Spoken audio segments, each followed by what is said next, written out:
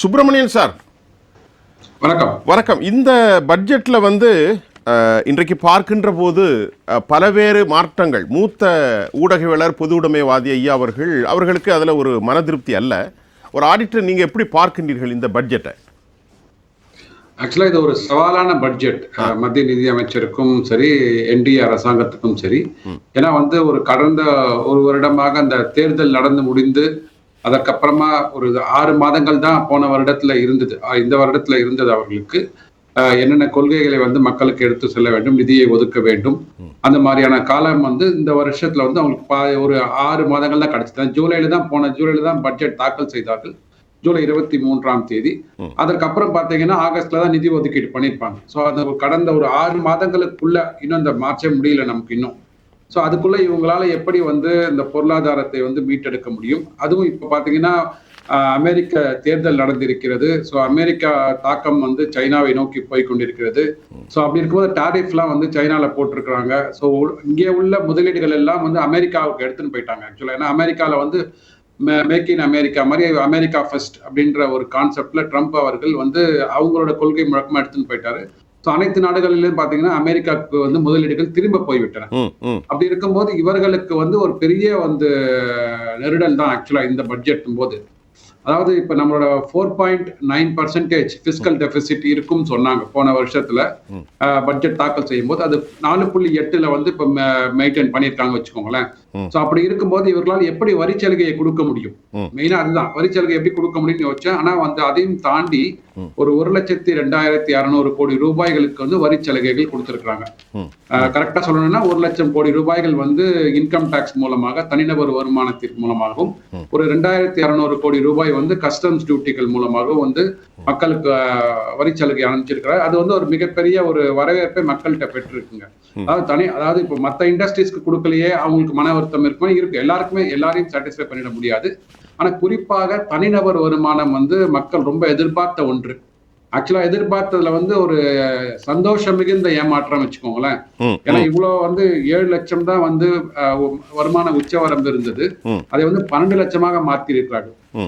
So 5 லட்சம் ரூபாய் உங்களுக்கு வருமான வரியிலிருந்து விலக்கு அளிக்கப்பட்டிருக்கிறதுன்னு ஒரு மிகப்பெரிய ஒரு மக்கள்கிட்ட மகிழ்ச்சி ஏற்பட்டிருக்கு. அது ஒரு காரணங்க.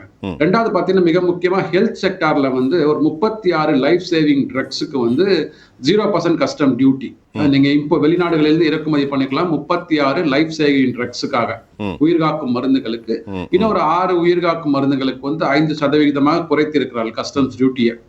இது ரெண்டும் ஒரு ஹெல்த் கேர்லயும் தனிநபர் வருமானம் மிகப்பெரிய ஒரு வரவேற்பை பெற்றிருக்கு. அதை தாண்டி பாத்தீங்கன்னா நாட்டோட ஒரு முதுகெலும்பான ஒரு சிறு குறு நடுத்தர நிறுவனங்கள், எம்எஸ்எம்இ செக்டார் சொல்லுவோம் பாத்தீங்களா, அதனோட டெஃபினிஷனை கொஞ்சம் மாற்றி அமைத்து இருக்கிறார்கள். முன்னாடி பாத்தீங்கன்னா ஒரு 1 கோடி ரூபாய் இன்வெஸ்ட்மெண்ட்டும் 5 கோடி ரூபாய் டர்ன் ஓவரும் இருக்கிற கம்பெனி சிறு நிறுவனம் சொல்லுவாங்க.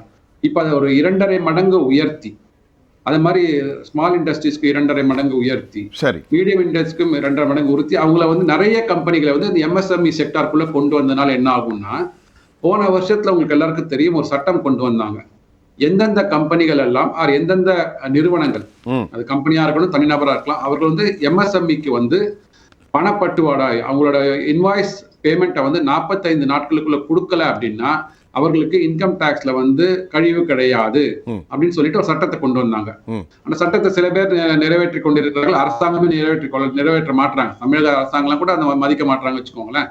சோ ஆனா அதை இப்ப அந்த இன்னும் நிறைய கம்பெனிஸ் எம்எஸ்எம்இக்குள்ள அந்த நெட்டுக்குள்ள நிறைய கம்பெனி கொண்டு வந்தா என்ன ஆகுதுன்னா, நிறைய கம்பெனிகள் இதன் மூலம் பயன் பெறுவார்கள். கேஷ் ஃப்ளோ அவங்களுக்கு ஈஸியா பெரு நிறுவனங்கள் நீங்க பணம் கொடுக்கல அப்படின்னா உங்களுக்கு இன்கம் டாக்ஸ்ல உங்களுக்கு கழிவு கிடைக்காது அப்படி என்ற ஒரு சட்டம் வந்ததுனால நிறைய நிறுவனங்கள் அதற்கு பயந்து இப்ப எம்எஸ்எம்இ நிறுவனத்துக்கு. சுப்பிரமணியன் சார், இப்போ நீங்கள் எம்எஸ்எம்இக்கு சொல்லியிருக்கிறீர்கள், அதுக்கப்புறம் கடனுடைய தொகை 20 கோடி வரைக்கும் ஸ்டார்ட் அப் கம்பெனிகளுக்கு கொடுத்துருக்காங்க. அதெல்லாம் விட்டுருங்க. இப்போ இந்த 48 லட்சத்துல மூலதன செலவு ஒரு 10,10.1 lakhs crore. இப்ப நான் என்ன கேட்கிறேன்னா, சர்வதேச பொருளாதாரத்தில் அமெரிக்காவினுடைய டொனால்டு ட்ரம்பும் அமெரிக்காவுடைய ரிசர்வ் ஃபெடரல் வங்கிகள் எல்லாமே வட்டியை குறைக்க மாட்டோம் என்று சொல்லியிருக்கிறார்கள். அதில் இப்போ அமெரிக்காவுடைய பாலிசி அது இந்தியாவினுடைய ஒரு பக்கம் அடித்தா ஒரு பக்கம் வீங்கக்கூடிய சூழல்.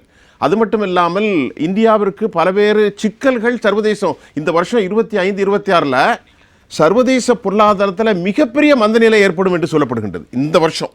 இப்போ இதற்கெல்லாம் ஒரு தெளிவு இருக்கிற மாதிரி எனக்கு அந்த பட்ஜெட் தெரியலையே. நீங்கள் ஒரு பொருளாதார நிபுணர், ஒரு இதுக்கெல்லாம் இப்போது 10 லட்சம் 12 லட்சங்கிறது நம்முடைய டொமஸ்டிக் கிரைஸுக்கு ஒரு வழி கொடுத்துருக்குறாங்க வருமான வரிக்கு. நான் கேட்பது சர்வதேசத்தில் 88% இம்போர்ட் பண்ணுறோம் நம்ம எல்லாத்தையும். ஃபெர்டிலைசராக இருந்தாலும் சரி, குரூடாக இருந்தாலும் சரி. அமெரிக்காவுடைய ஒபேக்கை தாண்டி தனித்துவமாக கால் பதிப்பதற்கு ட்ரம்ப் முடிவாக்கிட்டு அமெரிக்காவுடைய தேசிய வங்கிகள் வட்டி வீதத்தை குறைக்க மாட்டேன்னு அறிவிச்சிட்டாங்க. இது ஒரு பெரிய மந்த நிலை சர்வதேசத்தில் ஏற்படுவது. பிரிக்ஸ் நாடுகளுக்கு எச்சரிக்கை விடுவிக்கப்பட்டிருக்கிறது. அதற்கெல்லாம் வழிவகை செய்வத மாதிரி பற்றி இன்னைக்கு இருந்த மாதிரி தெரியலையே. நீங்க எப்படி பாக்குறீங்க? இல்ல, மந்த நிலையை விட யார் எந்த எக்கானமி பர்ஃபார்ம் பண்றதோ, பெட்டரா பர்ஃபார்ம் பண்றதோ அந்த எக்கானமியை நோக்கி மற்ற நாடுகள் போக ஆரம்பிக்கும். அதனால்தான் அமெரிக்காவில் வந்து அவங்களோட ஃபெட் இன்ட்ரெஸ்ட் ரேட்டை வந்து 5% வச்சிருக்கிறார்கள். ஸோ 10 ஆண்டுகளுக்கு உண்டான கடன் பத்திரம், அரசாங்க கடன் பத்திரமே பார்த்தீங்கன்னா கிட்டத்தட்ட 6% மேல போயிடுது. அதனாலதான் இங்க முதலீடு செய்தவர்கள், அதாவது நம்ம என்ன நினைச்சிட்டு இருக்கோம்னா இங்கேருந்து நம்ம பங்குச்சந்தை வீழ்ந்ததுக்கு காரணம் எஃபிஐ எல்லாம் பணத்தை இங்க எடுத்துட்டு போயிட்டாங்க, இந்திய பொருளாதாரம் சரிகிறதுன்ற அது காரணம் அல்ல. அவர்கள் நாட்டு பொருளாதாரம் நல்லா இருக்குது, ஸோ அங்க போய் நான் முதலீடு பண்றேன்னு சொல்லிட்டு போனாங்க. ரெண்டாவது, ட்ரம்போட கொள்கை, அமெரிக்கா ஃபர்ஸ்ட் என்ற கொள்கை அவர் வந்து முன்னெடுத்து அந்த தேர்தலை சந்தித்ததனால் இங்க வந்து நீங்க ஃபேக்டரிஸை போட்டீங்கன்னா, நிறுவனங்களை போட்டீர்கள் என்றால் உங்களுக்கு நான் பெனிஃபிட் கொடுக்குறேன் அப்படின்னாங்க. அதன் மூலமாக வந்து இந்த பொருளாதாரம் வந்து இங்கேருந்து பணப்பரிமாற்றம் இந்தியாவில இல்ல மற்ற நாடுகளில இருந்து அமெரிக்காவை நோக்கி சென்று விட்டன. ஃபிளைட் ஆஃப் கேபிட்டல் சொல்லுவோம். ஸோ இதுல தான் வந்து நம்ம என்ன பண்ணணும்னா, இப்போ மிக முக்கியமாக அடுத்து வரப்போகின்ற டெக்னாலஜி வேர்ல்டுல ஆர்டிபிஷியல் இன்டெலிஜென்ஸா இருக்கட்டும், இல்ல குளோபல் கேப்பபிலிட்டி சென்டர்ஸா இருக்கட்டும், எங்கெல்லாம் நம்மளை வந்து தனித்துவமாக காட்டிக்கொள்ள முடியுமோ அந்த துறைகளை நம்ம மேம்பட்டு இருந்தால் மற்ற நாடுகள் தானாக நம்மை நோக்கி வருவார்கள். நீங்க ரெண்டாம் கருத்தை வைங்க. நம்முடைய பாலு சார் அவர்களும் ரமேஷ் அவர்களும் பேசினாங்க. நீங்க வைங்க சார். இந்த பட்ஜெட்ல உங்களை கவர்ந்த அல்லது இது மாறி இருக்கலாம் என்ற கருத்து. அதாவது சுஃபியான், இப்போ வந்து ஐயா முன்னாடி பேசும்போது சொன்னாங்க எம்எஸ்பி வந்து கொடுக்கவே இல்லை அப்படின்னு சொன்னாங்க. சொல்லுங்க. 16 அக்டோபர் 2024 அன்னைக்கு ஒரு 6 பொருட்களுக்கு வந்து எம்எஸ்பி வந்து ரிவைஸ் பண்ணி கொடுத்துருக்காங்க வரப்போகின்ற காலங்களுக்கு, ராஃபி பருவத்திற்காக. அதாவது கோதுமைக்கு வந்து 2425 ரூபாய், அதாவது 1182 ரூபாய் தான் அதனோட காஸ்ட் ஆஃப் ப்ரொடக்ஷன். 105% மார்ஜினை உயர்த்தி 2425. பார்லிக்கு வந்து 1980 ரூபாய், 60% மார்ஜினை உயர்த்தி கிராமன் என்ற ஒரு ப்ராடக்ட்டுக்கு 60% உயர்த்தி 5650 ரூபாய். லென்டில், அப்புறம் மஸ்டர்ட், அப்புறம் சன்ஃபிளவர். ஸோ இந்த 6 பொருட்கள், அதாவது ஒரு குறிப்பிட்ட காலகட்டத்தில் ஒரு 2 மாதங்களுக்கு ஒரு தடவையோ 3 மாதங்களுக்கு ஒரு தடவையோ இதை மாதிரி எம்எஸ்பி எந்தெந்த பொருட்களுக்கு உயர்த்துறாங்களோ அது வந்து நோட்டிபிகேஷன் நமக்கு வந்து கொண்டு இருக்கிறது. அது தயவுசெய்து நம்ம பார்க்கணும். மேபி அந்த எம்எஸ்பி கம்மியா ஜாஸ்தியானதான பேசலாம் நம்ம. அதாவது 50%. எம்எஸ் சுவாமிநாதனோட அவரோட கமிட்டியில் என்ன சொல்லியிருக்காங்கன்னா, உங்களுக்கு விளைபொருட்களோட விளைவிக்கின்ற காஸ்ட் ஒரு 100 ரூபாய் ஆகுது அப்படின்னு சொன்னா ஒரு 50% நீங்க மார்ஜின் அவர்களுக்கு கொடுத்து 150 உயர்த்த வேண்டும் எம்எஸ்பியை அப்படின்றது அவர் லாஜிக். அது அதன் அடிப்படையில பாத்தீங்கன்னா இந்த நான் சொன்ன 6 பொருட்கள் 16 அக்டோபர் 2024 அன்னைக்கு வலைதளத்து பிரஸ் இன்ஃபர்மேஷன் பியூரோல இருக்கு. இது வந்து சரி பார்த்துக்கலாம். இந்த பணத்தை அவங்க கொடுக்கலன்னா கேள்வி கேட்கலாம். சுப்பிரமணியன் சார், ஒரு கேள்வி. 88% நாங்கள் இம்போர்ட் பண்ணுறோம். இன்றைக்கு மார்க்கெட்டில் 87-70 காசாக ஆகிறது. நாம் ஃபாரின் ரிசர்வ்டு கேஸை செல் பண்ணி தான் அதை ரெஸ்டோர் பண்ணியிருக்கிறோம். இன்றைக்கி நம்ம மார்க்கெட் நிலைமை இன்றைக்கி 87 ரூபா 70 பைசா ஓப்பன் மார்க்கெட்டில், இன்றைக்கி காலை மார்க்கெட்டில். இப்போ நாங்கள் இதெல்லாம் கட்டுப்படுத்தினா தானே விலைவாசி குறையும். விலைவாசி குறையிறதுக்கு என்ன இருக்குது? இதெல்லாம் கட்டுப்படுத்தணும்ல. நல்ல கேள்வி சுஃபியான். டாலர் என்பது ஒரு கரன்சியாக பார்க்காமல் ஒரு ப்ராடக்டாக பாருங்க, ஒரு கமாடிட்டியா பாருங்க, அரிசி பருப்பு மாதிரி பாருங்க.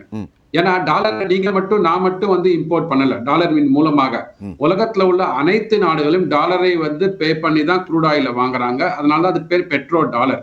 சரிங்களா? சோ அப்படி இருக்கும்போது உலகத்துல டாலருக்கு உண்டான டிமாண்ட் இருக்கிற வரைக்கும் இந்த விலையேற்றம் இருந்து கொண்டுதான் இருக்கும்.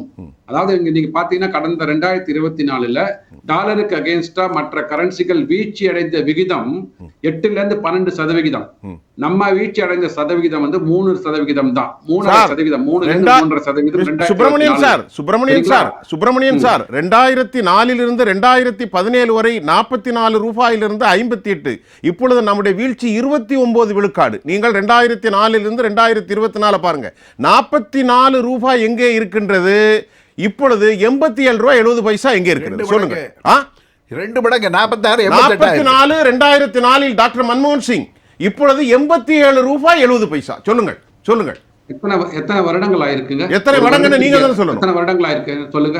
20 வருஷம்.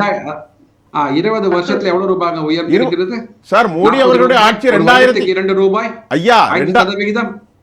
அதாவது சார் நான் என்ன சொல்றேன்னா, டாலர் கரன்சி என்பது நானும் நீங்களும் கண்ட்ரோல் பண்ணுகின்ற கரன்சி கிடையாது. டாலர் என்பது ஒரு ப்ராடக்ட். எப்படி நம்ம அரிசி பருப்பு வாங்குறோமோ டாலரை கொடுத்து க்ரூட் ஆயிலே வாங்குகின்றோம். 85% க்ரூட் ஆயிலை இம்போர்ட் பண்ணி கொண்டிருக்கிறோம். இம்போர்ட் பண்றதை ஸ்டாப் பண்ணாத வரைக்கும், நீங்க வந்து ஆல்டர்னேட் எனர்ஜி கண்டுபிடிக்காத வரைக்கும் இதன் தாக்கம் இருந்து கொண்டுதான் இருக்கும். அப்படி இல்ல, 1000 ரூபாய் $1000 கொடுத்து ஒரு பொருளை நாங்கள் 60,000 ரூபாய் கொடுத்து வாங்குகின்ற பொருளை இப்பொழுது 87,000 ரூபாய் கொடுத்து வாங்கணும். மக்களுக்கு விளங்குற மாதிரி நான் கேட்கிறேன். 60 ரூபாய்க்கு ஒரு டாலர்னால் இன்னைக்கு 87 ரூபாய் கொடுக்கும்போது அது இந்தியாவில் இம்போர்ட் டாக்ஸ் போட்டு ஃப்ரைட் எல்லாம் போட்டு வாங்கும்போது 100 ரூபாய்க்கு மேலே செல்லும். அது ஒரு ப்ராடக்ட் நீங்கள் எப்படி அதை விட்டு நகர முடியும்? நான் கேள்வியை நவரலா இல்ல, நான் சொல்றேன், தெளிவான விளக்கம் சொல்றேன். அன்லெஸ் ஆல்டர்னேட் ஃபியூயலுக்கு போகாத வரைக்கும் இந்த தாக்கம் இருக்கத்தான் செய்யும். அது எந்த அரசாங்கம், அது காங்கிரஸாக இருந்தாலும் சரி, பிஜேபியாக இருந்தாலும் சரி, இந்த தாக்கத்திலிருந்து வெளியில வர முடியாது. அதற்கு வந்து ஒரு மாற்று ஏற்பாடு பண்ணி கொண்டிருக்கிறார்கள். எத்தனால் கரும்பிலிருந்து வருகின்ற ஒரு பை ப்ராடக்ட், எத்தனால் என்கின்ற ஒரு ப்ராடக்டை யூஸ் பண்ணி க்ரூட் ஆயில மிக்ஸ் பண்ணி E20/25, அதாவது எத்தனால் 20% by 2025 அப்படின்ற திட்டத்தை எடுத்துக்கொண்டு சென்று இப்ப 17% நம்ம க்ரூட் ஆயில்ல வந்து இம்போர்ட் பண்ற க்ரூட் ஆயில்ல வந்து எத்தனால் கலந்து நம்ம பிரைஸை கண்ட்ரோல் பண்ணி வச்சிருக்காங்க. இல்லைன்னா நீங்க 100 ரூபாய்க்கு மேல போயிருக்கும். நீங்க வந்து மற்ற நாடுகளையும் கம்பேர் பண்ணுங்க, மற்ற நாடுகளை கம்பேர் பண்ணுங்க. நம்ம நாடுகள் எப்படி இருக்குன்னு பாருங்க. நம்ம நாடு எப்படி இருக்குன்னு உங்களை மாதிரி எனக்கு வந்து 60 ரூபாய் தான் இருக்கணும்னு ஆசைங்க. பட் இன்னைக்கு நமக்கு தேவைப்படுகின்ற க்ரூட் ஆயில் வந்து வெளியில டாலர்ல தானே வாங்க முடிகிறது. இல்ல நம்ம அதுக்கு டைம் இல்ல. இப்ப நீங்க க்ரூட் ஆயில மட்டும் நான் பேசல, எலக்ட்ரானிக் டிவைஸ்ல இருந்து மற்ற இம்போர்ட்டர் ஃபெர்டிலைசர்ல இருந்து ஆல் கைண்ட்ஸ் ஆஃப் இந்த டாலர் வந்து இட் cannot be, இது ஒரு துறைக்கு மட்டுமல்ல, இந்தியா இம்போர்ட் பண்ணக்கூடிய ஒரு சின்ன குண்டூசி வரைக்கும் டாலர் தான் பயன்படுகிறது. நம்ம ரெண்டாவது ஒரு தரத்துல பேசுவோம். ரமேஷ், நிறைவு கருத்து இந்த பட்ஜெட்ல. சுஃபியான், ஒரே ஒரு கருத்து சொல்லிடுறேன். சுஃபியான் சொல்லுங்க சுப்பிரமணியன் சார். நம்ம இதுல பட்ஜெட்ல வந்து எல்லாம் முன்னாடி வந்து ஆந்திரா, இப்ப வந்து பீகார்லாம் சொல்லிட்டு இருந்தாங்க காங்கிரஸ் சேர்ந்த பிரமுகர்.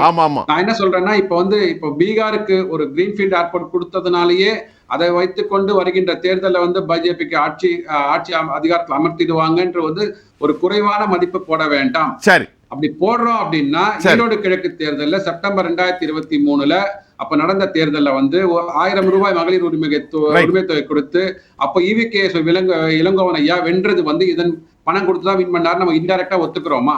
பேசுவோம் சார், பேசுவோம்.